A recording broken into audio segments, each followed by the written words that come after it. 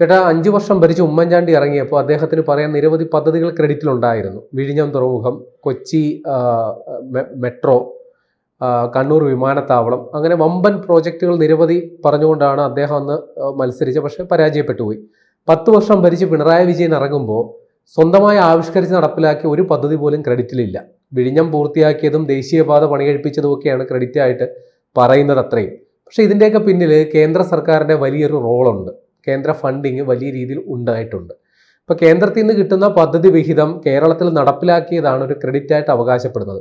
പല പദ്ധതികളും സ്വന്തം നിലയിൽ അവതരിപ്പിക്കുന്നതിൻ്റെ പിന്നിലും പല കേന്ദ്ര പദ്ധതികളും മലയാളിവൽക്കരിച്ച് പേര് മാറ്റി ഇവിടെ നടപ്പിലാക്കപ്പെടുന്നു എന്നുള്ള ആക്ഷേപമുണ്ട്. ഇവിടെ അത് പ്രചരണ വിഷയമാക്കാൻ BJPക്ക് പോലും അത് എത്രമാത്രം സാധിക്കുന്നു എന്നുള്ളതും അറിയില്ല.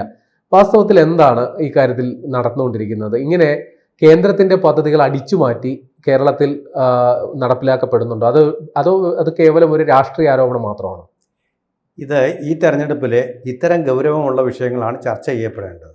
പക്ഷേ അതല്ല ചർച്ച ചെയ്യപ്പെടുന്നത്. അതായത് ഇപ്പോൾ ഡീൽ സ്പഷ്ടമായിട്ട് ഒരു തെളിവില്ലാത്ത ഡീലുണ്ട്.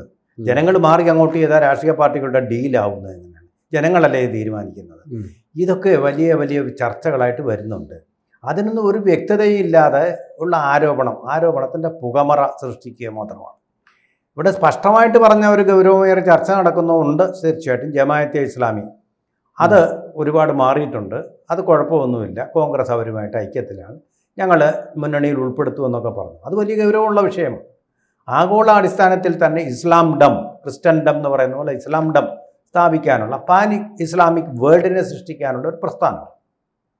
അതിൻ്റെ മഹാത്മാഗാന്ധി പറഞ്ഞ പോലെ അതിൻ്റെ മാർഗവും ലക്ഷ്യവും ശുദ്ധമായിരിക്കണം. അങ്ങനൊരു കോൺസെപ്റ്റ് ഉള്ള പ്രസ്ഥാനമല്ലാതെ ലക്ഷ്യം നേടാൻ വേണ്ടി ഏത് മാർഗവും സ്വീകരിക്കാം, അക്രമവും രക്തച്ചൊരിച്ചിലും സ്വീകരിക്കാം എന്ന് വിശ്വസിക്കുന്ന പാർട്ടിയാണത്. അങ്ങനെയുള്ള അക്രമം ഉപയോഗിച്ചും മതം മാറ്റിക്കൊണ്ടും രാഷ്ട്രത്തെ ഭൂരിപക്ഷം മുസ്ലിങ്ങൾക്കാക്കിക്കൊണ്ട് ഇങ്ങനെ ലോകത്തിലുള്ള എല്ലാ രാഷ്ട്രങ്ങളെയും അങ്ങനെ ആക്കിക്കൊണ്ട് പാൻ ഇസ്ലാമിക് ഒരു ജിയോ പൊളിറ്റിക്സ് ഉണ്ടാക്കുക എന്നുള്ള ലക്ഷ്യമാണ് അവർക്കെന്ന് അവരുടെ അംഗീകൃതമായിട്ടുള്ള ഭരണഘടന, അവരുടെ നിലനിൽപ്പ് തന്നെ, അസ്തിത്വം തന്നെ അതിനുവേണ്ടിയാണ്. അപ്പം അതിനെ നമ്മൾ വെള്ളപൂശുക എന്ന് പറയുന്നത് രാഷ്ട്രീയമായിട്ട് വളരെ ഗുരുതരമായിട്ടുള്ള പ്രശ്നം ഉണ്ടാക്കുന്ന ഒരു കാര്യമാണ്. ആ ഒരു ചർച്ച ഒഴികെ വേറെ ഒന്നും ഉണ്ടാവുന്നില്ല. BJP നേരത്തെ തന്നെ ആരോപിച്ചിരുന്ന ഒരു കാര്യമാണ്, വേഷപ്രച്ഛന്നമായിട്ട് കേന്ദ്രത്തിൻ്റെ പദ്ധതികൾ കേരളത്തിൽ നടപ്പാക്കപ്പെടുന്നു. പക്ഷേ അതിനേക്കാൾ ഏറിയ പ്രശ്നമാണ് കേരളത്തിലെ ജനങ്ങൾക്ക് വളരെ പ്രയോജനം ചെയ്യാവുന്ന പദ്ധതികൾ പലതും കേരള സർക്കാർ നടപ്പാക്കാതെ ഇരിക്കുകയാണ്. കേന്ദ്രത്തിനെങ്ങാനും ക്രെഡിറ്റ് കിട്ടിയാലോ BJPക്ക് എങ്ങാനോ അധികാരം കിട്ടിയാൽ ഈ പ്രശ്നവും രാജീവ് ചന്ദ്രശേഖർ ഉൾപ്പെടെ BJP നേതാക്കളാരും ഈ തെരഞ്ഞെടുപ്പിൻ്റെ പ്രചാരണത്തിൽ കാര്യമായിട്ട് പറയുന്നില്ല. അതിൽ എനിക്കൊരു വിയോജിപ്പുണ്ട്. കാര്യം ഇവർ ആശയപരമായിട്ട് എതിർത്ത പല പദ്ധതിയും രഹസ്യമായിട്ട് പോയി നടപ്പിലാക്കി. PM ശ്രീ, ആയുഷ്, ഇതൊക്കെ ആദ്യം ഇവർ എതിർത്തു, ഇതൊന്നും പറ്റത്തില്ല എന്ന രീതിയിൽ. പക്ഷെ പിന്നീട് കേന്ദ്ര ഫണ്ട് വേണമല്ലോ, കാര്യം ഖജനാവിൽ കാശില്ലല്ലോ, കേന്ദ്ര ഫണ്ട് കിട്ടണമെന്നുള്ള ഒറ്റ ഇതില് ഇതൊക്കെ പിന്നീട് രഹസ്യമായിട്ട് പോയി ഒപ്പിട്ട ചരിത്രമുണ്ട്. മുഖ്യമന്ത്രി പറഞ്ഞു ഗവൺമെന്റിന്റെ അംഗീകാരത്തോടെയാണ്. പക്ഷേ ഇതൊരു വിവാദമാവുന്നവരെ അത് വേഷപ്രച്ഛന്നമായിട്ടായിരുന്നു. പറഞ്ഞില്ല, CPI പോലും അറിഞ്ഞില്ലല്ലോ. അതുകൊണ്ടാണല്ലോ CPIയും തമ്മിൽ ഒരു ക്ലാഷ് അവിടെ ഉണ്ടായത്. അപ്പോൾ ഇത് നേരെ ചൊവ്വയായിരുന്നു, മന്ത്രിസഭയും കൂടെ തീരുമാനിച്ചും അറിഞ്ഞുമായിരുന്നെങ്കിൽ ആ പ്രശ്നം വരില്ലല്ലോ. ക്ലാഷ് ഉണ്ടായതേ ഉള്ളൂ, അത് മാറ്റിവെച്ചൊന്നുമില്ല, അതിപ്പോഴും ഉണ്ട്. അതെ, അതൊക്കെ ഒരു ഒത്തുതീർപ്പിന്റെ വഴിപാട് പോലൊരു എതിർപ്പ്. അതിനപ്പുറം എതിർത്തോന്ന് ചോദിച്ചാൽ എതിർത്തു. ഞാൻ പറഞ്ഞ വഴിപാട് പോലെ ഒരു ശാന്തി നടത്തി എന്ന്, ഉപശാന്തി നടത്തി എന്ന് മാത്രം. ഇപ്പം നമ്മൾ ഏറ്റവും അതിൽ പ്രധാനപ്പെട്ട ഒരു കാര്യമുണ്ട്, ഒരു കുടുംബത്തിന് മാസം തോറും 35 കിലോ ധാന്യങ്ങൾ സൗജന്യമായിട്ട് കൊടുക്കുന്നുണ്ട്. മഞ്ഞക്കാർഡിന് പ്രത്യേകിച്ച്. മഞ്ഞക്കാർഡ് നീലക്കാർഡ്, അങ്ങനെ കാർഡുകൾ മാറി വരുമ്പോൾ അതിനനുസരിച്ചും കൊടുക്കുന്നുണ്ട്. ഏറ്റവും കൂടുതൽ മഞ്ഞക്കാർഡിനാണ് കൊടുക്കുന്നത്. ദാരിദ്ര്യം അനുഭവിക്കുന്ന കുടുംബം, അതിദാരിദ്ര്യം. ഇത് ആരാ തുടങ്ങിയത്? കേന്ദ്ര ഗവൺമെൻറ്. ഏത് കാലത്താണ് തുടങ്ങിയത്? കോവിഡ് കാലത്ത്. കോവിഡ് കഴിഞ്ഞില്ലേ? കഴിഞ്ഞിട്ടും കേന്ദ്ര മന്ത്രിസഭായോഗം കൂടി അത് എക്സ്റ്റെൻഡ് ചെയ്തു. എന്നുവരെ? 2028 വരെ. പക്ഷേ റേഷൻ വാങ്ങിക്കാൻ പോകുന്ന ആൾക്കാരുടെ എല്ലാം വിചാരം ഇത് പിണറായി വിജയൻ തങ്ങൾക്ക് സൗജന്യമായിട്ട് നൽകുന്നതെന്നാണ്.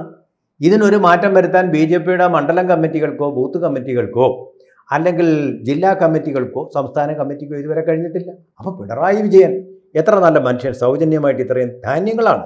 കാരണം നമ്മുടെ പോഷക ആഹാരക്കുറവ് പരിഹരിക്കാൻ ഉള്ള ശ്രമം കൂടിയാണ് ഇതിൻ്റെ ഫലമായിട്ടാണ്. 35 കിലോ ഒരു മാസം കിട്ടുക എന്ന് പറഞ്ഞാൽ പട്ടിണിയില്ലാതെ ആ കുടുംബത്തിന് ജീവിക്കാം. കുടുംബത്തിലെ ഓരോരുത്തർക്കും ഇത് കിട്ടുമെന്നുള്ളതാണ് ആ സ്കീമിൽ പറയുന്നത്. കുടുംബത്തിൽ ഓരോരുത്തർക്കും ഇതിന് അവകാശമുണ്ടെന്നാണ്. ഇതിപ്പോൾ പരാമർശിച്ചത് കുമ്മനം ചേട്ടൻ മാത്രമാണ്. ആറന്മുളയിൽ മത്സരിക്കുന്ന കുമ്മനം രാജശേഖരൻ മാത്രമാണ് ഇത് പരസ്യമായിട്ട് ഒരു തെരഞ്ഞെടുപ്പിലെ ഒരു പ്രചാരണ ആയുധമായിട്ട് പറഞ്ഞത്. ഇനിയും താങ്കൾ പറഞ്ഞ ആയുഷ്മാൻ ഭാരത് പദ്ധതി, ഈ ആയുഷ്മാൻ ഭാരത് പദ്ധതി എന്ന് പറഞ്ഞാൽ 70 കഴിഞ്ഞവർക്കല്ല ഇത് സൗജന്യമാണ്. 70 കഴിഞ്ഞവർക്ക് ഇത് സൗജന്യമാണ്. പണമുണ്ടോ ഇല്ലയോ എന്ന് നോക്കുന്നില്ല. അതേസമയം 70-ന് താഴെയുള്ളവരെ സംബന്ധിച്ചിടത്തോളം ഇത് അവരുടെ വരുമാനത്തിൻ്റെ അടിസ്ഥാനത്തിലാണ്. ഈ വരുമാനത്തിൻ്റെ അടിസ്ഥാനം എന്ന് പറഞ്ഞാൽ 2011 സെൻസസാണ് അടിസ്ഥാനം. അതിൽ ഇവർ ദരിദ്രരാണെങ്കിൽ, അത് കഴിഞ്ഞ് പണക്കാരായാലും പ്രശ്നമില്ല, ഈ ആധാർ കാർഡൊന്നും കൊണ്ടോ കാണിക്കാൻ വേണ്ടി പ്രത്യേകിച്ച് ഒരു കാർഡും വേണ്ട. ആശുപത്രിയിൽ പോയി കഴിഞ്ഞാൽ 5 ലക്ഷം രൂപ വരെയുള്ള ചെലവുകൾ സൗജന്യമാണ്. ചികിത്സാ ചെലവുകൾ ആശുപത്രിയിലെ എന്ന് പറഞ്ഞു കഴിഞ്ഞാൽ ഇതിൽ 1400 അസുഖങ്ങൾക്കുള്ള ചികിത്സയും അവരൊന്നും പറയുമല്ലോ. നമ്മുടെ ഇൻഷുറൻസ് എടുത്തു കഴിഞ്ഞാലും ഇന്ന അസുഖങ്ങൾ കാണുമെന്ന് പറയുന്നു. ആ അസുഖങ്ങൾക്കെല്ലാമുള്ള ചികിത്സ സൗജന്യമാണ്. അപ്പോൾ ചികിത്സയ്ക്കായിട്ട് ആരുടെയെങ്കിലും മുമ്പിൽ പോയി കൈ നീട്ടേണ്ട കാര്യമുണ്ടോ? വാസ്തവത്തിൽ ഈ സർക്കാർ ആശുപത്രിയുടെ വരാന്തയിൽ പോയി കിടന്ന് ഈ എലിയുടെ കടി കൊള്ളുന്ന ആവശ്യം പോലുമില്ല.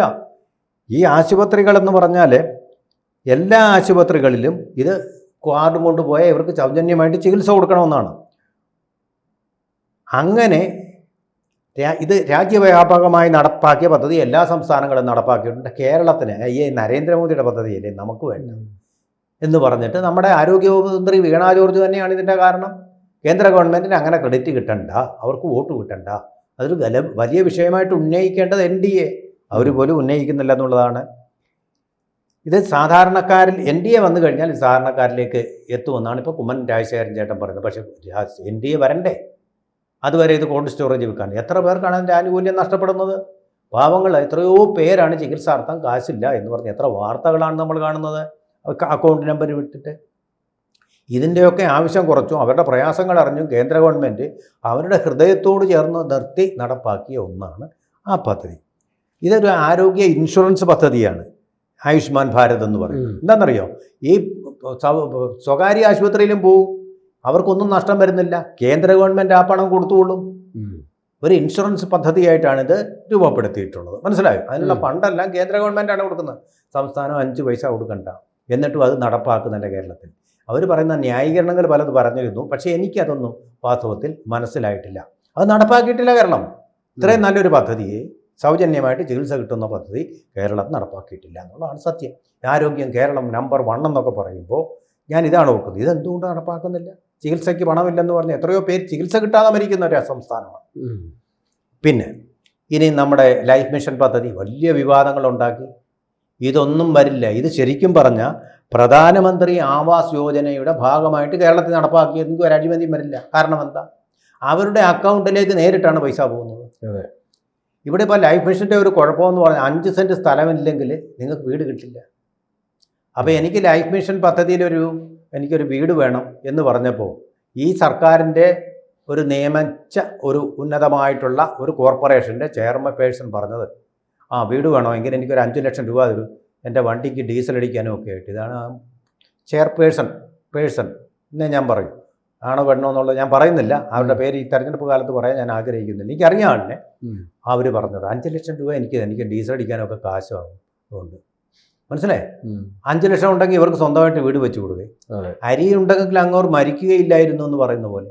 അങ്ങനെയാണ് സർക്കാരിൻ്റെ ഈ അഴിമതിയുടെ ഒരു അംശം. മനസ്സിലായില്ല? അതുപോലെ വേറെ ഉണ്ട്. RTO ഓഫീസിൽ അദ്ദേഹത്തിന് പാസ്വേഡും ഒക്കെ പിന്നെ ഈ ഡ്രൈവിംഗ് സ്കൂളുകാർക്ക് കൊടുത്തിട്ട് പോയിരിക്കും RTOമാർ. അഴിമതിയുടെ ഇടം വരെ ഇതൊന്നും ചർച്ചാ വിഷയമാകുന്നില്ല. ഡീൽ നിമ്മ അർത്ഥമില്ലാത്ത അമൂർത്തമായ കാര്യങ്ങളും പറഞ്ഞുകൊണ്ടിരിക്കുക. അതുപോലെ തന്നെയാണ് ശുചിത്വ പരിപാലനം. നമ്മുടെ ഈ നാട്ടിൽ ഒരൊറ്റ വേസ്റ്റ് ഒരിടത്തും ഉണ്ടാകത്തില്ല. അതിനുള്ള ഫണ്ട് കേന്ദ്ര ഗവൺമെൻറ് കൊടുക്കും. അതാണ് ശുചിത്വ ഭാരത് മിഷൻ. വൃത്തി മഹാത്മാഗാന്ധി ഏറ്റവും പ്രാധാന്യം കൊടുത്തിരുന്ന ഒന്നാണ് ശുചിത്വം. അതിന് ഏറ്റവും ആദ്യമേ തന്നെ ഊന്നൽ കൊടുത്തതാണ് നരേന്ദ്രമോദി ഗവൺമെൻറ്. നമുക്കറിയാമല്ലോ, തുറയുടെ വിസർജനം എന്ന് പറയുന്നത് ഏറെക്കുറെ നിർത്തലാക്കി കഴിഞ്ഞു അവർ. അതുപോലെ തന്നെ കാർഷിക ജലസേചന പദ്ധതി. ഇപ്പോൾ കണ്ടല്ലോ കൊടും വരൾച്ചയിൽ എത്ര കൃഷിയാണ് നശിക്കുന്നതെന്ന്. ഇതിനൊക്കെയുള്ള വളരെ ഭാവനാത്മകമായിട്ടുള്ള പരിപാടി കേന്ദ്രത്തിനുണ്ട്, കേരളം നടപ്പാക്കുകയില്ല. അതുപോലെ തൊഴിലധിഷ്ഠിത നൈപുണ്യ വികസനം. പലർക്കും തൊഴിലില്ല. എന്ത് പറയും, പഠിച്ചിട്ട് ഇങ്ങോട്ട് ഇറങ്ങി ഉടനെ തൊഴിൽ കിട്ടണം, കിട്ടില്ല. നിങ്ങൾക്ക് സ്കിൽ വേണം. ആ സ്കിൽ ഡെവലപ്മെൻറ്റ് സൗജന്യമായിട്ട് വിദഗ്ധരെ കൊണ്ട് കൊടുപ്പിക്കുന്നതിനുള്ള പദ്ധതിയുണ്ട്, കേരളം നടപ്പാക്കിയില്ല. എത്ര ചെറുപ്പക്കാർ കണ്ണീരൊഴുക്കുന്നു എന്നറിയാമോ, യോഗ്യത നേടി. വിദേശത്തേക്കാണല്ലോ ഇപ്പോൾ. വിമാനത്തിൽ അവർക്ക് പണം വേണ്ടേ, അതിന് കടമെങ്കിലും എടുക്കാൻ പണം വേണ്ടേ. സൊമാറ്റോയും കൊണ്ട് നടക്കുന്ന ആൾക്കാരുണ്ട്, ITഐയും മറ്റും പഠിച്ചിട്ട് സൊമാറ്റോയും കൊണ്ട് നടക്കുന്ന ആൾക്കാരുണ്ട്. അങ്ങനെ പാവപ്പെട്ട ആൾക്കാർക്ക് വേണ്ടിയുള്ള ഈ പദ്ധതി കേരളം ഒന്ന് നടപ്പാക്കിയതെങ്കിൽ എത്ര കുടുംബങ്ങൾ ആത്മഹത്യയിൽ നിന്ന് രക്ഷപ്പെട്ടു പോയി. അല്ലെങ്കിൽ ആത്മഹത്യക്കും ജീവിതത്തിനും ഇടയ്ക്കുള്ള നൂലേണിയിലൂടെയുള്ള അവരുടെ യാത്ര ഒഴിവായിന്. മനുഷ്യത്വപരമായിട്ടുള്ള കാര്യങ്ങൾ അവിടെ എന്തിനാണ് രാഷ്ട്രീയം കൊണ്ടുവരുന്നത്?